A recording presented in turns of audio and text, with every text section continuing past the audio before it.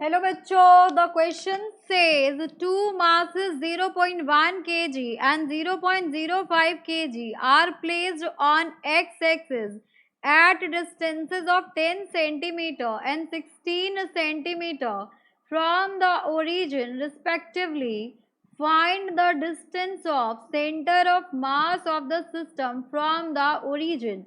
So for this question, we are using a key concept that will be the formula of center of mass. So XCM is given by M1 x1 plus M2 x2 upon यहाँ पर आएगा आपके पास M1 plus M2. Now x1 x2 क्या है? These are the distance from origin. These are distance from origin. Mass 1 का distance कितना है origin से, मास 2 का डिस्टेंस कितना है ओरिजिन से, तो वो रिप्रेजेंट कर रहे हैं आपके x1 x2. So distance from origin ये हो गया आपके पास.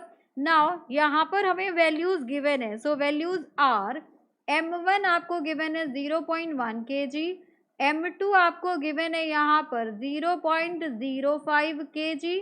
और अगर हम डिस्टेंस की बात करें तो यहाँ पर x1 आपको 10 सेंटीमीटर गिवन है, x2 आपको 16 सेंटीमीटर गिवन है. ठीक है. अब यहाँ पर जो आपके पास मास होता है उसे हम ग्राम में लेते हैं, उसे हम ग्राम में लेंगे.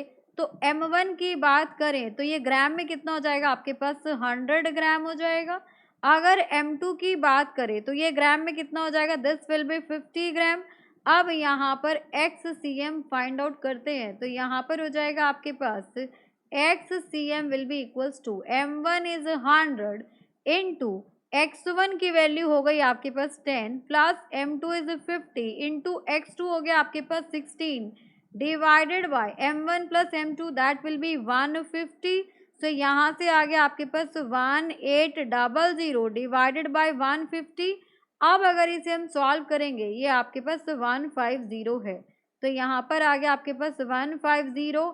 अब इसको सॉल्व कीजिए तो यहाँ पर 0 से 0 कैंसिल आउट हो गया, 3 से 3 6 18, 3 5 15, इसको डिवाइड किया तो 12 आ गया.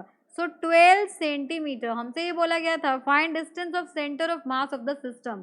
तो यहाँ पर centre of mass of the system will be 12 centimetre from origin.